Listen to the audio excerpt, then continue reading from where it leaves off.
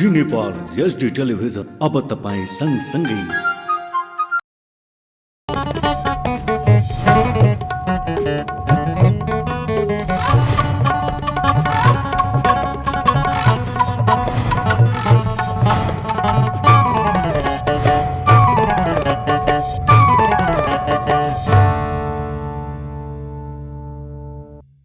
नमस्कार, जी नेपाल न्यूजमा यहाँलाई स्वागत छ। म खेमा जोशी। सुरु गरौं प्रमुख समाचारका शीर्षकहरूबाट। प्रवासमा रहेका नेपालीलाई मतदानको व्यवस्था गर्न पहल गर्ने प्रधानमन्त्री दाहालको प्रतिबद्धता। पछिल्ला दिनमा राजस्व सङ्कलनमा उल्लेखित सुधार भएको उल्लेख। राष्ट्र ब्याङ्कमा जागिरका लागि कुनै पनि भनसुन नलाग्ने पूर्व गभर्नर नेपालको दावी। विद्यार्थीहरूले नेपालको कुनै पनि क्षेत्रमा जागिर पाउन अप्ठ्यारो नरहेको उल्लेख। मुलुकमा विदेशी हस्तक्षेप बढेको लुम्बिनी प्रदेशका मुख्यमन्त्री गिरीको भनाई। केही दलहरू वामपन्थीको नाममा विदेशी शक्तिको स्वार्थमा लागेको आरोप।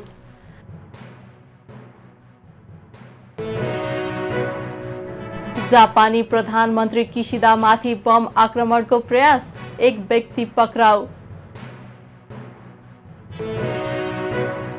र प्रथम होस्ट बहादुर बोगटी स्मृति कप राष्ट्रिय पुरुष भलिबल प्रतियोगितामा एपीएफले उपाधि जित्न सफल। नेपाल पुलिस 3-1 को सेट अन्तरले पराजित। अब समाचार विस्तारमा। प्रधानमन्त्री पुष्पकमल दाहाल प्रचण्डले प्रवासमा रहेका नेपालीलाई मतदानको व्यवस्था गर्न पहल गर्ने प्रतिबद्धता जनाउनु भएको छ।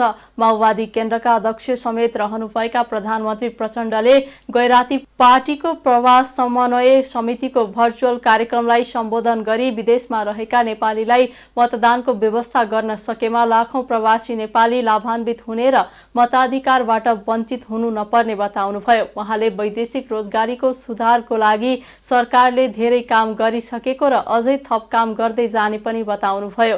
वैदेशिक रोजगारीबाट प्राप्त विप्रेषणले विदेशी मुद्रा सञ्चित 11 महिनालाई धान्न सक्ने अवस्थामा पुग्नु आफैमा अर्थतन्त्र सुधारको संकेत रहेको उहाँको भनाइ छ। पछिल्ला दिनमा राजस्व सङ्कलनमा उल्लेखित सुधार भएको भन्दै प्रधानमन्त्री प्रचण्डले ब्याज दर घट्ने क्रम सुरु भएको पनि बताउनुभयो। नेपाली कांग्रेसका नेता विमलेन्द्र निधिले संविधानको सफल कार्यान्वयन गर्नका लागि ध्यान केन्द्रित गर्नुपर्ने बताउनु भएको छ। कांग्रेस ओखलढुङ्गा काठमाडौँ उपत्यका सम्पर्क समितिद्वारा शनिबार काठमाडौँमा आयोजित शुभकामना आदान प्रदान कार्यक्रममा निधिले अहिलेको संघीय गणतन्त्रात्मक प्रणालीलाई रक्षा गर्दै संविधानको सफल कार्यान्वयन गर्नका लागि ध्यान केन्द्रित गर्नुपर्ने बताउनु भएको हो। उहाँले आवश्यकता अनुसार संविधानलाई परिमार्जन गर्न सकिने भन्दै कसैले संविधान च्यात्न खोजे हतोत्साहित गर्नुपर्ने धारणा राख्नुभयो। नेता निधिले संसदीय प्रणालीमा प्रधानमन्त्रीले चाहेका बेला संसद विघटन गरेर जनतामा जान पाउन भए पनि संविधानमा नै 5 वर्षसम्म संसद विघटन गर्न नपाउने व्यवस्था भएकाले राजनीतिका कारण नेताहरू निराश हुनुपर्ने अवस्था नरहेको धारणा राख्नुभयो। एक पार्टीको बहुमत छैन भनेदेखि त्यति मात्र होइन, किन हाम्रो देशमा हामीले संविधान निर्माण गर्दाखेरि संसदीय प्रणालीलाई आफ्नै विशिष्ट पद्धतिमा हामीले व्यवस्थित गरेका छौँ। त्यो के भनेदेखि 5 वर्षसम्म संसद विघटन पाइँदैन भएर सामान्यतया संसदीय प्रणालीमा प्रधानमन्त्रीले चाहेको बेलामा जनताको समक्ष जान पाउँछ, संसद विघटन गरेर जनादेश लिन पाउँछ। तर हामीले त गरेका छैनौँ नि त। हामीले 5 वर्षसम्म एउटै संसद रहने व्यवस्था गरेका छौँ। त्यस कारणले हाम्रो देशमा राजनीतिक स्थिरता भनेको त 5 वर्षसम्म संसद टिकेको छ कि छैन त्यसैमा तपाईँको निर्भर गर्दछ। 5 वर्षमा जब बहुमतै छैन कुनै पार्टीको भनेदेखि त 3-4-5वटा सरकार त बन्छ। त्यस कारणले यसलाई हामीले अस्वाभाविक रूपमा लिनु हुँदैन, स्वाभाविक रूपमा लिनुपर्दछ र त्यसरी नै हामीले परिणामको लागि तर्जुमा गर्नुपर्छ कार्यक्रमहरू र त्यसको कार्यान्वयन गर्नुपर्दछ। त्यस कारणले अहिले अब हिजो अस्तिदेखि चिन्ता लाग्यो मलाई पनि। प्रधानमन्त्रीजीको भाषण आएको छ, खतरा छ है भनेर। हुन त प्रधानमन्त्रीजीले प्रधानमन्त्रीको हैसियतले बोल्नुभएको छैन जस्तो लाग्छ। उहाँ आफ्नो पार्टीको सभापतिको हैसियतले आफ्नो पार्टीको अफिसमा कार्यकर्ताको बिचमा बोल्नुभएको छ भन्ने समाचार पत्रको रिपोर्टिङ त्यही छ। तर प्रधानमन्त्री भइसकेपछि त प्रधानमन्त्री जहाँ गए पनि प्रधानमन्त्री नै हो। प्रधानमन्त्रीले बोलेको कुरा अत्यन्त महत्त्वको साथ राष्ट्रिय र अन्तर्राष्ट्रिय क्षेत्रमा ग्रहण गरिन्छ। प्रधानमन्त्रीले भन्नुभएको छ खतरा हराइरहेको छ, सचेत हुनु भनेर के सोचेरै भन्नुभएको होला। मलाई अहिले के लाग्छ भने हामीहरू अब ओखलढुङ्गाका साथीहरू, नेपाली काङ्ग्रेसका साथीहरू आगामी वर्षहरूलाई यो जम्मै चुनौतीहरूलाई सामना गर्नको लागि, जम्मै समस्याहरूको समाधान गर्नको लागि एकैचोटि प्याकेजमा त हुँदैन। त एउटा मात्रै हामीले हाम्रो प्रतिबद्धता र हाम्रो कर्तव्यलाई पहिचान गर्नुपर्दछ। त्यो के हो भनेदेखि हामीले जुन संविधान निर्माण गरेका छौँ र त्यो संविधान मार्फत जुन प्रणाली हामीले ग्रहण गरेका छौँ, सङ्घीय लोकतान्त्रिक गणतन्त्रात्मक शासन प्रणाली, यो सङ्घीय प्रणाली छ। 7वटा प्रदेश बनाएका छौँ, 3 तहको सरकारको मैले बन्दोबस्त गरेका छौँ। यो विकेन्द्रीकरणको मात्रै सिद्धान्त होइन, यो वितरणको सिद्धान्त हो। डिसेन्ट्रलाइजेसन र डिभोल्युसनमा धेरै ठुलो अन्तर हुन्छ, जसको उन्नत स्वरूप हो। यो संविधानको सफल कार्यान्वयन गर्नेतिर नै हामीले आफ्नो सम्पूर्ण ध्यान, सम्पूर्ण क्षमता, सम्पूर्ण बुद्धि विवेकलाई लगाउनु पर्दछ। नयाँ वर्षमा हामीले यो नै प्रतिज्ञा गर्नुपर्दछ। अहिलेको सङ्घीय प्रणाली, अहिलेको गणतन्त्रात्मक प्रणाली, लोकतन्त्र, समावेशिता लगायतका जुन हामीले प्रणाली निर्माण गरेका छौँ, त्यो प्रणालीलाई हामीले सफल कार्यान्वयन गर्ने आवश्यक सुधारहरू, आवश्यक संशोधनहरू, परिमार्जनहरू जुन बेला आवश्यक पर्छ गर्दै जाने। तर यो सङ्घीय लोकतान्त्रिक गणतन्त्रात्मक संविधानलाई फेर्ने, यसलाई च्यात्ने, यो प्रणालीलाई फेर्ने कामतिर जुन कसैले कोसिस गर्छ भने त्यसलाई हामीले हतोत्साहित गर्नुपर्दछ। केही राम्रो काम हुँदैन, कुनै बेलामा कुनै परिणाम सोचे जस्तो आउँदैन भन्दैमा यो प्रणालीलाई नै फेर्ने केही बुद्धिजीवीहरूको वक्तव्यहरू, टिप्पणीहरू, विश्लेषणहरू नयाँ वर्षमा मैले पढ्न पाएँ। यो सङ्घीय प्रणालीले काम गरेर क्या हो, प्रणाली फेर्नुपर्छ भने क्या हो। प्रणाली फेर्ने जरुरत छैन, प्रणालीले अझै सुदृढ पार्ने जरुरत छ। यसलाई बरु परिमार्जन गर्दै जाने हो। नेतृत्वलाई तदनुकूल बनाउने आज आवश्यक छ। त्यस्तै उहाँले मुलुकको नेतृत्व गर्नेले प्राप्त उपलब्धिको रक्षाका साथै जनतालाई निराशाबाट मुक्त गराउनु पर्नेमा जोड दिनुभयो। सङ्घीय संसद सचिवालयले ढाका कुमार श्रेष्ठमाथि गरेको कारबाहीबारे अध्ययन गर्ने भएको छ। राष्ट्रिय स्वतन्त्र पार्टीले समानुपातिक सांसद श्रेष्ठलाई चैत्र 30 गते सांसदबाट निष्कासित गर्दै पार्टीको साधारण सदस्य समेत नरहने गरी कारबाही गरेको थियो। राजनीतिक दल सम्बन्धी ऐन 2073 मा भएको व्यवस्था अनुसार सङ्घीय सचिवालयले पार्टीले श्रेष्ठमाथि गरेको कारबाही कानुन सम्मत छ कि छैन भनेर अध्ययन गर्न लागेको हो। सचिवालयले आइतबार देखि अध्ययन गरेर सो बारेको यथार्थ सभामुखलाई जानकारी गराउने सङ्घीय संसदका प्रवक्ता एकराम गिरीले जानकारी दिनुभयो। राजनीतिक दल सम्बन्धी ऐनको दफा 34, 35 र 36 मा संसद सदस्यले दल त्याग गरेमा वा निष्कासन गरेमा त्यसको सूचना संसदमा दिनुपर्ने र सो सूचना दर्ता भएको 15 दिनभित्र सभामुखले प्रतिनिधि सभाको बैठकमा वाचन गरेर जानकारी गराउनु पर्नेछ। संसद नचलेको बेला 6 सभामुखले सूचना पार्टीमा सूचना टाँस गरेर जानकारी गराउनु पर्नेछ। गत चैत्र 30 गते ढाका कुमार श्रेष्ठलाई कारबाही गरेको सम्बन्धी पत्र रासोपाले आयोगमा पठाएको थियो। आगामी वैशाख 14 गते भित्र उनीमाथि गरिएको कारबाही प्रक्रियागत रूपमा ठिक भए सभामुखले स्थान रिक्तताको जानकारी गराउनेछन्। सभामुखले सदनमा स्थान रिक्तताको जानकारी गराएपछि निर्वाचन आयोगले समानुपातिक बन्द सूचीमा रहेका कुनै एक उम्मेद्वारलाई प्राथमिकता क्रम अनुसार छनौट भएका व्यक्तिलाई समानुपातिक सांसदमा निर्वाचित गर्नेछ। रासोपाले बिन्दवासिनी कंसाकारलाई समानुपातिक सांसद पदमा निर्वाचित गर्ने निर्णय गरेको छ। मेडिकल व्यवसायी दुर्गा पर्साईसँग 2 करोड रुपैयाँ घुस मागेको अडियो सार्वजनिक भएपछि रासोपाले सांसद श्रेष्ठलाई कारबाही गरेको थियो। नेपाल राष्ट्र बैंकका पूर्व गभर्नर डाक्टर चिरञ्जीवी नेपालले नेपाल राष्ट्र बैंकमा जागिर पाउनका लागि कुनै पनि खालको भनसुन नलाग्ने दावी गर्नुभएको छ। राष्ट्रपतिका आर्थिक सल्लाहकार समेत रहनुभएका पूर्व गभर्नर नेपालले क्षमता हुनेले मात्रै नेपाल राष्ट्र बैंकमा जागिर पाउन सक्ने बताउनु भएको हो।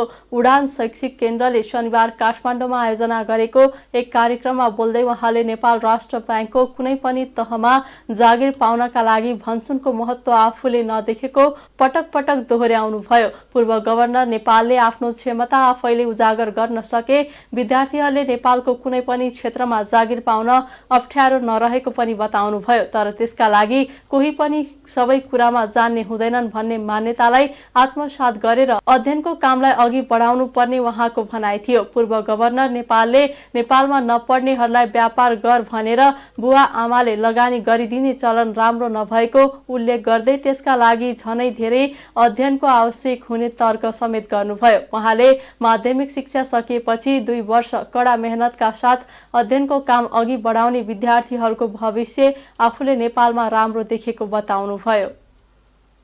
लुम्बिनी प्रदेशका मुख्यमन्त्री लीला गिरीले मुलुकमा विदेशी हस्तक्षेप बढेको बताउनु भएको छ। शनिबार बुटवलमा प्रेस चौतारी नेपाल रूपन्देहीको 24औं साधारण सभामा बोल्दै गिरीले वामपन्थी दलहरू विभाजित हुँदा राष्ट्रियता कमजोर भएको बताउँदै केही दलहरू वामपन्थीको नाममा विदेशी शक्तिको स्वार्थमा लागेको आरोप लगाउनुभयो। उहाँले देशमा राजनीतिक अस्थिरताका कारण जनताका समस्याहरू समाधान नहुँदा संहिताको नै औचित्य छैन भन्ने आवाज उठ्न थालेको धारणा राख्नुभयो। मुख्यमन्त्री गिरीले नेकपा एमाले नेतृत्वको सरकारले राष्ट्रियताको पक्षमा गरेका राम्रा कामको समेत उचित प्रचार नभएको गुनासो गर्दै मिडियाले राष्ट्रियताको पक्षमा दरो वकालत गरेर जनमत बनाउनु पर्नेमा जोड दिनुभयो। राजनीतिक जुन अवस्थामा पुगेको छ त्यो चिन्ताजनक छ। फेरि त्यो भन्दाखेरि के हो भने आफू हुँदाखेरि ठिक नहुँदाखेरि बेठिक भन्ने प्रसङ्ग पनि उठ्छ। वामपन्थीहरू एक ठाउँमा हुँदाखेरि हामी अलि उत्साहित पनि भएको बीचमा बिग्रियो। त्यो बिग्रनका पछाडि हाम्रा कमजोरी होला व्यक्तिका, तिनलाई त सुधार्न सकिन्छ। तर एउटा भनाइ छ, निधाएकालाई जगाउन सकिन्छ, निधाए झैँ गरेकालाई जगाउन सकिन्न भन्ने कुरा। अब त्यो अर्काको स्वार्थ बोकेर आफ्नो स्वार्थ। गिरीले देशको राष्ट्रियता गुम्ने खतरा रहेको बताउँदै पत्रकारहरूलाई अस्थिरताबाट फाइदा लिने शक्तिका विरुद्ध पनि कलम चलाउन आग्रह गर्नुभयो। राष्ट्रिय जनमोर्चाका अध्यक्ष चित्रबहादुर केसीले नेपालमा कार्यपालिका व्यवस्थापिका र न्यायपालिका सेटिङबाट चलिरहेको आरोप लगाउनु भएको छ। जनमोर्चाले शनिबार काठमाडौँमा आयोजना गरेको नेपालमा अमेरिकी साम्राज्यवादको हस्तक्षेप र राष्ट्रियता रक्षाको प्रश्न विषयक अन्तर्क्रिया कार्यक्रममा केसीले नागरिकता नभएकै व्यक्तिलाई निर्वाचन लड्न लडाउने र उपप्रधानमन्त्री बनाउने काम भएकाले कार्यपालिका व्यवस्थापिका र न्यायपालिका सेटिङबाट चलिरहेको पुष्टि भएको बताउनु भएको हो। उहाँले अहिले मुलुकको राष्ट्रियतामाथि नै विषम परिस्थिति आउँदा राष्ट्रिय जनमोर्चा मात्रै लडिरहेको जिकिर गर्नुभयो। केसीले स्वतन्त्र पार्टीका सभापति रवि लामिछानेलाई विदेशबाट सञ्चालित मान्छेको संज्ञा दिँदै चितवनमा त्यस्ता मान्छेलाई भगवान मान्नु दुर्भाग्य भएको धारणा राख्नुभयो। लोकतन्त्र गणतन्त्र ल्याउनेहरूले नै मौका पाएपछि सत्ताको दुरुपयोग गरेको उहाँको भनाइ छ। केसीले पुराना दलका नेताहरूले राष्ट्रियतामाथि नै सौदाबाजी गरेका कारण बाध्य भएर विकल्प खोज्न बाध्य भएको उल्लेख गर्नुभयो। अनि सर्वोच्चले फैसला गरेपछि यो त नागरिक रहन्छ, यो भन्दा लज्जाजनक कुरो के हो भन्नुहोस्। योबाट के बुझिन्छ भन्दाखेरि चाहिँ नेपालको त चाहिँ सदन, कार्यकारिणी र न्याय प्राय सबै सेटिङबाट चल्छ। हामीले देखिरहेका छौँ, मैले बारम्बार एक कुरा भन्दै आइरहेको सेटिङबाट। हेर्नुहोस् त, निर्वाचन आयोगमा चाहिँ दाबी विरोध भयो भने त कमसेकम छानबिन गर्नुपर्छ नि, हो कि होइन? सर्वोच्चले फैसला गरिसकेपछि अनागरिक मान्छे त चाहिँ चुनाव जित्छ, सांसद हुन्छ, त्यो मान्छे त चाहिँ उप प्रधानमन्त्री हुन्छ, त्यो मान्छे गृहमन्त्री हुन्छ। त्यही देशमा हामी बसिरहेको छौँ। हामी त्यही देशमा बसिरहेका छौँ र ठुलो ठुलो हेरेर बसिरहेका छौँ। त्यसो हुनाले आजको यस्तो चाहिँ विषम परिस्थिति, देशको राष्ट्रियता सार्वभौमता अखण्डतामाथि मडारिएको यो कालो बादलको विरुद्धमा राष्ट्रिय जनमोर्चा चाहिँ अगाडि सरेर लडिरहेको छ। अस्ति म चितवन गएको थिएँ। चितवन त्यहाँ यस्तै पत्रकार सम्मेलन त्यहाँ गएको, एकजना पत्रकारले सिधै सोधेर भन्नुभयो, यहाँ चितवनका जनताले रवि लामिछानेलाई भगवान्कै रूपमा हेर्छन्, तपाईँले यो उसलाई जनौजीलाई उठाएर यो के जात्रा गर्नुभएको भनिहाल्यो। पहिलो प्रश्न हेर्नुहोस् न, अब कसरी चाहिँ जनता चाहिँ अब जनता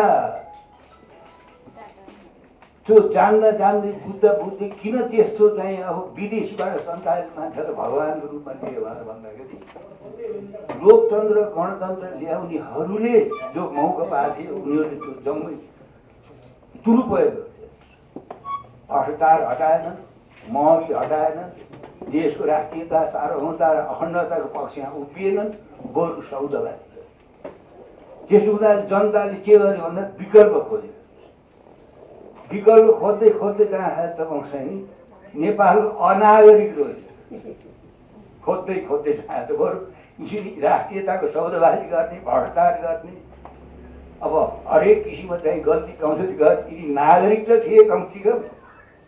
अहिले सत्तामा सक्दियो भने यिनी कमसेकम नागरिकता त थिए न।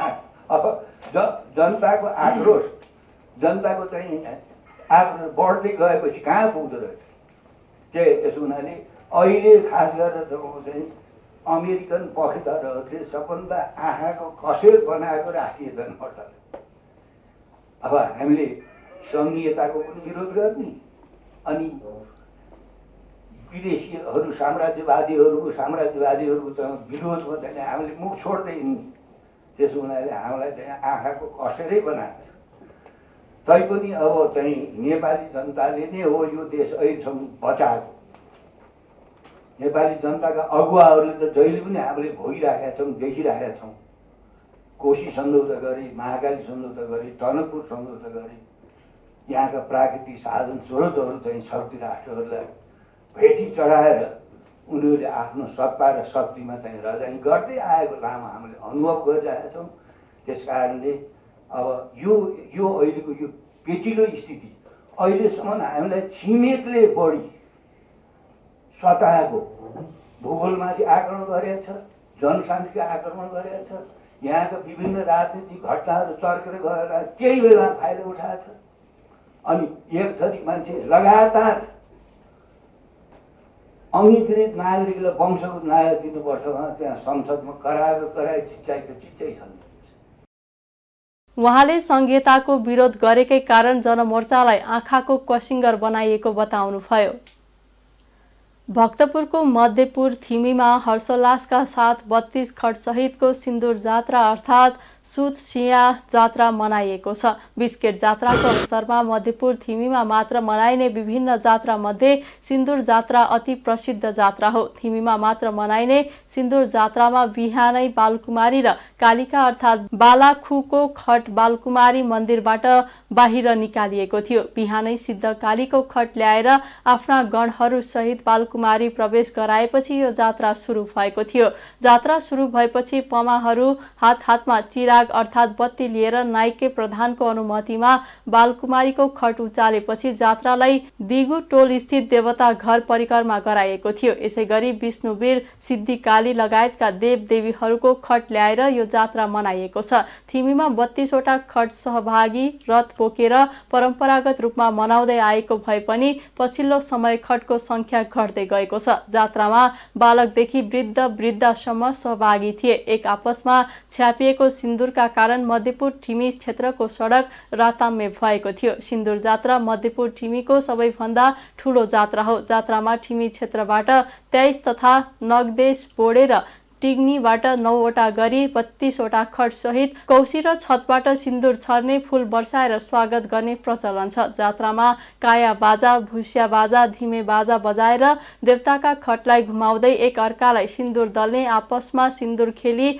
स्थानीय जात्रालुहरू रमाइलो गर्ने भएकाले पनि यसलाई सिन्दुर जात्रा भनिएको हो। भक्तपुरको मध्यपुर थिमी नगरपालिका 8 बोडेमा मनाइने जिब्रो छेड्ने जात्रामा स्थानीय सुजन बाग श्रेष्ठले पहिलो पटक जिब्रो छेड्नु भएको छ। नाइकेहरूले विभिन्न देवगणको पूजा गरेपछि तेलमा डुबाई राखेको 10 इन्च लामो सुइरोले 5औं गणेशको प्राङ्गण रहेको पार्टी स्थित मञ्चमा सुजन बागको जिब्रो छेडिएको हो। यसअघि सुजनका बुवा बुद्ध कृष्ण बाग श्रेष्ठले 9 पल्ट जिब्रो छेडाइसक्नु भएको छ भने यस वर्ष सुजनले जिब्रो भएको हो। चैत्र मसान्तको दिन बोडे महालक्ष्मी मन्दिर प्राङ्गणमा लिङ्ग उठाएपछि जिब्रो छेड्ने व्यक्तिले निराहार व्रत बसेर जिब्रो छेड्ने चलन छ। जिब्रो छेडेपछि चन्दाकारको भए अर्थात् महादीप बोकेर टोल टोल घुम्ने र भागु टोलमा पुगेर 5औं गणेश मन्दिरमा जिब्रो छेडेको सुइरो निकालेर महालक्ष्मी मन्दिरमा ठोकेपछि यो जात्रा सम्पन्न हुने परम्परा रहेको छ। दैविक शक्तिलाई आधार मानेर प्राचीन कालदेखि नै मनाइदै आएको बोडेको सिङ्गो ऐतिहासिक धार्मिक र संस्कृतिसँग सम्बन्धित यो जात्रा नीलबाराही देवगणसँग सम्बन्धित रहेको छ। किम्वदन्ती अनुसार प्राचीन कालमा बोडेमा नीलबाराहीको दायाँ बायाँ बस्ने भूत प्रेत पिशाच ख्याक तथा कंकालले बोडेका मानिसलाई धेरै दुःख दिने गर्थे। यो थाहा पाई तान्त्रिक भीमदत्त त्यहाँ आएर तान्त्रिक विद्या अनुसार बोडेभरि पासो राखेर दुःख दिने पिशाचलाई समातेर उसको जिब्रो छेडी बलेको महादीप बोकाएर बोडे घुमाएपछि यो जात्राको परम्परा चलेको हो। राष्ट्रिय ध्वजावाहक नेपाल वायुसेवा निगम नेपाल एयरलाइन्सले भैरहवाबाट भारतको नयाँ दिल्ली र मलेसियाको कोलालामपुरमा सिधा उडान सञ्चालन गर्ने भएको छ। भैरहवा स्थित गौतम बुद्ध अन्तर्राष्ट्रिय विमानस्थलबाट निगमले आगामी जेठ दोस्रो सातादेखि ती दुवै गन्तव्यमा नियमित उडानको तयारी गरेको छ। निगमका प्रवक्ता रमेश पौडेलका अनुसार भैरहवाबाट नयाँ दिल्ली र क्वालालम्पुर सिधा उडानका लागि प्रक्रिया सुरु गरिएको छ। त्यस प्रयोजनका निम्ति दुवै मुलुकसँग उडान अनुमतिको आवश्यक प्रक्रिया अगाडि बढाइएको हो। उहाँले जनशक्ति व्यवस्थापन, प्राविधिक तयारी, बजारीकरण लगायत कार्यलाई तीव्रता दिई कार्य प्रारम्भ गरिएको उल्लेख गर्नुभयो। दुवै गन्तव्यमा सातामा कम्तीमा एक उडान हुने गरी प्रक्रिया अगाडि बढाइएको र बजारको माग अनुसार उडान बढाउँदै लगिने प्रवक्ता पौडेलले बताउनुभयो। भैरहवाबाट उडानका लागि निगमका वाणिज्य विभागका उपनिर्देशक सन्तोष पाण्डेको नेतृत्वमा स्पेशल टास्क फोर्स गठन गरिएको छ। निगमले हाल दुवै गन्तव्यमा काठमाडौँबाट भने नियमित उडान गरिरहेको छ। नेपालको विश्व प्रसिद्ध गौतम बुद्धको जन्मस्थल लुम्बिनीलाई जोड्ने गरी निगमको उडान सेवा सुरु भएपछि लुम्बिनी भ्रमणमा आउने बौद्ध मार्गी यात्रुहरूलाई थप आकर्षित गर्न विशेष प्याकेजको व्यवस्था गरिने निगमले जनाएको छ। विक्रम सम्वत 2079 जेठ 2 गतेदेखि गौतम बुद्ध अन्तर्राष्ट्रिय विमानस्थल व्यावसायिक रूपमा सञ्चालनमा आएको थियो। यो विमानस्थल भएर बौद्ध धर्मावलम्बीको बाहुल्यता भएका मुलुकहरू Sri Lanka, Myanmar, Thailand, Cambodia, Vietnam, Laos लगायत मुलुकमा हवाई सञ्जाल विस्तार गरी ती मुलुकबाट बढी भन्दा बढी पर्यटक आकर्षण हुने अपेक्षा गरिएको थियो। उक्त विमानस्थलबाट अहिले अन्तर्राष्ट्रिय तर्फ कुवेतको जजिरा एयरले उडान भरिरहेको छ। हिमालय एयरलाइन्सले अघिल्लो वर्ष छोटो समय चार्टर उडान गरेको थियो। भैरहवामा विभिन्न अन्तर्राष्ट्रिय एयरलाइन्सले उडानका लागि चासो देखाए पनि उडान सञ्चालन हुन सकेको छैन। शनिबार बागमती नदीमा पेस्तोल भेटिएको छ। बागमती सफाईका क्रममा नदीमा अमेरिकी कम्पनीको पेस्तोल फेला परेको हो। बागमती सभ्यता एकीकृत विकास समितिले शनिबार गौशालादेखि सुरु गरेको बागमती सफाईको क्रममा तिलगङ्गाको शारदा स्कुल नजिक सो पेस्तोल फेला परेको सफाईमा संलग्न चुरे संरक्षण तथा पर्यटन प्रवर्धन फाउन्डेसन मध्य प्रदेशका अध्यक्ष विष्णु शाहले बताउनुभयो। पेस्तोल एउटा झोलामा पोको पारेर नदीमा फ्यालिएको थियो। सफाई गर्ने क्रममा झोला सहितको सो पेस्तोल फेला परेको उहाँले बताउनुभयो। पेस्तोल फेला परेपछि तत्कालै प्रहरलाई खबर गरिएको थियो। गौशाला प्रहरले मुचुल्का तयार पारी भेटिएको पेस्तोल लगेको छ। त्यसबारेमा थप छानबिन हुने बताइएको छ।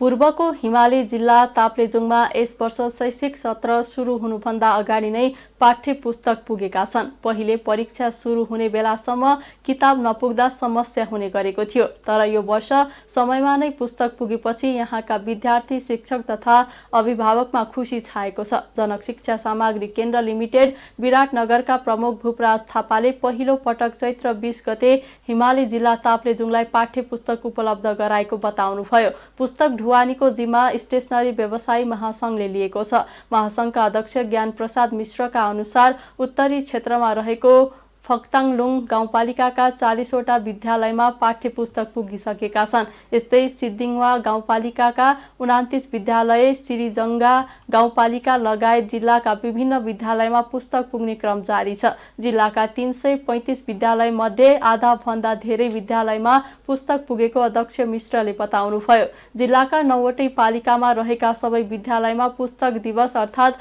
वैशाख 5 गते अगाडि नै पुस्तक पुर्याउने लक्ष्य लिएको समेत अध्यक्ष मिश्रले बताउनुभयो। तमोर नदीमा माछा मारेर घर फर्किने क्रममा भिरबाट झरेको ढुङ्गाले लागेर ताप्लेजुङमा एकजनाको ज्यान गएको छ। आठराई त्रिवेणी गाउँपालिका 3 माखातोकका 30 वर्षीय सञ्जय आङबुहाङको ज्यान गएको जिल्ला प्रहरी कार्यालय ताप्लेजुङले जनाएको छ। आङबुहाङ फुलबारीमा रहेको सिरुवामा पर्ने तमोर नदीमा माछा मार्न जानु भएको थियो। आङबुहाङको टाउकोमा गम्भीर चोट लागेको छ। घटनास्थलमा कानुनी प्रक्रिया पूरा गरी शव परीक्षणका लागि जिल्ला अस्पताल ल्याउने तयारी भएको र घटनाबारे अनुसन्धान भइरहेको जिल्ला प्रहरी कार्यालय ताप्लेजुङका प्रमुख तथा प्रहरी नायब उपरीक्षक राजन लिम्बुले बताउनुभयो। अन्नपूर्ण हिमालमा यस वर्षको वसन्त ऋतुको आरोहण सुरु भएको छ। 7 समिट ट्रेकका आरोहण सहयोगी पासाङ नुर्बु शेर्पा सहितको टोलीले शिखरसम्मको बाटो खोलेसँगै आज आरोहण टोली अन्नपूर्णको शिखरमा पुगेको हो। अहिलेसम्म 4 जना शेर्पा र 2 जना विदेशी नागरिक अन्नपूर्णको शिखरमा पुगेको जानकारी प्राप्त भएको 7 समिट ट्रेक्सका प्रबन्धक थानेश्वर गुरागाईले जानकारी दिनुभयो। अरू आरोहीहरू पनि शिखरमा जाने क्रममा रहेका उहाँले बताउनुभयो। यस वर्ष अन्नपूर्ण हिमाल आरोहणका लागि अहिलेसम्म 5 वटा समूहका 54 जनाले अनुमति लिएका छन्। 8091 मिटर अग्लो अन्नपूर्ण हिमाल विश्वको 10औं अग्लो हिमाल हो। यस्तै यस वर्षको वसन्त ऋतुमा आरोहणका लागि अहिलेसम्म 21 वटा हिमालमा 512 जनाले अनुमति लिएका पर्यटन विभागले जनाएको छ, जसमा 103 जना महिला छन्। सबैभन्दा धेरै सगरमाथा आरोहणका लागि 197 जनाले अनुमति लिएका छन्। यस वर्ष अनुमति लिएका आरोहीबाट सरकारले 31 करोड 34 लाख रुपैयाँ रोयल्टी सङ्कलन गरेको छ। अब अर्थ समाचार। लामो समयदेखि ओह्रालो गतिमा रहेको नेपाल स्टक एक्सचेन्ज नेप्सेमा यो साता भने उत्साहजनक सुधार आएको छ। नेपाल राष्ट्र ब्याङ्कले सार्वजनिक गरेको वर्तमान आर्थिक तथा वित्तीय अवस्थामा आर्थिक स्थिति ठिकठाक देखिएपछि शेयर बजारले लय समातेको हो। यसबाहेक वैशाखदेखि ब्याजदर एकल अङ्कमा ल्याउने निर्णयले समेत शेयर बजार बढाउन मलजल गरेको छ। ब्याङ्कर सङ्घको बैठकले वैशाखदेखि ब्याजदर 10% भन्दा तल ल्याउने निर्णय गरेको थियो। यो निर्णयपछि एकै दिन नेप्से 92 अङ्कले उकालो लागेको थियो। गत साताको शुक्रबार 1867 अङ्कमा रहेको नेप्से सूचक 3% को वृद्धिसँगै 1934 अङ्कमा पुगेर रोकिएको छ। यो साता कारोबार भएको 5 मध्ये 3 दिन परिसूचक उकालो लागेको थियो। यससँगै परिसूचक उच्च अङ्कले बढेर बन्द भएको हो। यस क्रममा कारोबार रकम पनि बढेको छ। साताभरमा करिब 6 अर्ब 65 करोड रुपैयाँ बराबरको शेयर किनबेच भएको छ, जबकि गत साता 4 अर्ब 80 करोड रुपैयाँ बराबरको कारोबार भएको थियो। नेप्से परिसूचक र कारोबार रकम दुवै बढेपछि नेप्सेको पुँजीकरण समेत बढेको छ। गत साता 27 खर्ब 4 अर्बमा आइपुगेको नेप्से पुँजीकरण 1 खर्ब 9 अर्ब रुपैयाँले बढेर 28 खर्ब 13 अर्ब पुगेको छ। अब अन्तर्राष्ट्रिय समाचार। जापानका प्रधानमन्त्री फुमियो किसिदालाई एउटा सार्वजनिक कार्यक्रममा बम आक्रमणको प्रयास भएको छ। उहाँलाई कार्यक्रम स्थलबाट सुरक्षित रूपमा उद्धार गरिएको छ। विस्फोटको आवाज सुनेपछि प्रधानमन्त्री किसिदालाई सुरक्षा घेरामा राखिएको थियो। स्मोक बम प्रहार गरिएको तर उहाँ सुरक्षित रहेको स्थानीय सञ्चार माध्यमले जनाएका छन्। बम फ्याँकेको आशंकामा घटनास्थलबाट प्रहरीले एकजनालाई पक्राउ गरेको छ। जापानको सार्वजनिक प्रसारक एनएचकेले घटनास्थलबाट मानिसहरू भागिरहेको दृश्य देखाएको छ। अघिल्लो वर्ष जापानका पूर्व प्रधानमन्त्री शिन्जो आबेलाई चुनावी अभियानका क्रममा गोली हानी हत्या गरिएको थियो। अब खेल समाचार। विभागीय टोली एपीएफ क्लबले प्रथम पोस्ट बहादुर बोगटी स्मृति कप राष्ट्रिय पुरुष भलिबल प्रतियोगिताको उपाधि जितेको छ। त्रिपुरेश्वर स्थित राष्ट्रिय खेलकुद परिषदको कभर हलमा शनिबार भएको फाइनलमा नेपाल पुलिस क्लबलाई 3-1 को सेटमा हराउँदै एपीएफ च्याम्पियन बनेको हो। एपीएफले पुलिसमाथि 25-20, 18-25, 25-16 र 25-22 को सेटमा जित निकालेको हो। उपाधिसँगै एपीएफले 4 लाख नगद प्राप्त गरेको छ। उपविजेता पुलिसले 2 लाखमा चित्त बुझाएको छ। प्रतियोगितामा विभागीय टोली त्रिभुवन आर्मी क्लब तेस्रो स्थानमा रह्यो। गण्डकी प्रदेशलाई 3-0 को सेटमा हराएर आर्मीले तेस्रो स्थान हासिल गरेको हो। तेस्रो भएसँगै आर्मीले 1 लाख र चौथो भएको गण्डकीले 50,000 प्राप्त गरेको छ। खेल समाचारसँगै हामी जी नेपाल न्युजको अन्त्यमा आइसकेका छौं। जाँदा जाँदै प्रमुख समाचारका शीर्षकहरू पुनः एकपटक। प्रवासमा रहेका नेपालीलाई मतदानको व्यवस्था गर्न पहल गर्ने प्रधानमन्त्री दाहालको प्रतिबद्धता। पछिल्ला दिनमा राजस्व सङ्कलनमा उल्लेखित सुधार भएको उल्लेख। राष्ट्र ब्याङ्कमा जागिरका लागि कुनै पनि भनसुन नलाग्ने पूर्व गभर्नर नेपालको दावी। विद्यार्थीहरूले नेपालको कुनै पनि क्षेत्रमा जागिर पाउन अप्ठ्यारो नरहेको उल्लेख। मुलुकमा विदेशी हस्तक्षेप बढेको लुम्बिनी प्रदेशका मुख्यमन्त्री गिरीको भनाई। केही दलहरू वामपन्थीको नाममा विदेशी शक्तिको स्वार्थमा लागेको आरोप।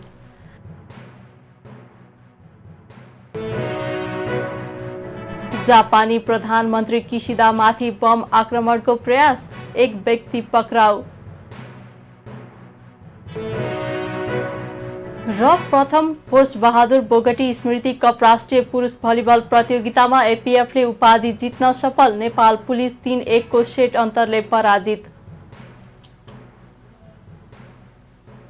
प्रमुख समाचारका शीर्षकसँगै अहिलेका लागि जी नेपाल न्युज सकियो। ताजा समाचार र मनोरञ्जनका लागि जी नेपाल 4K टेलिभिजन हेर्दै गर्नुहोला। नमस्कार।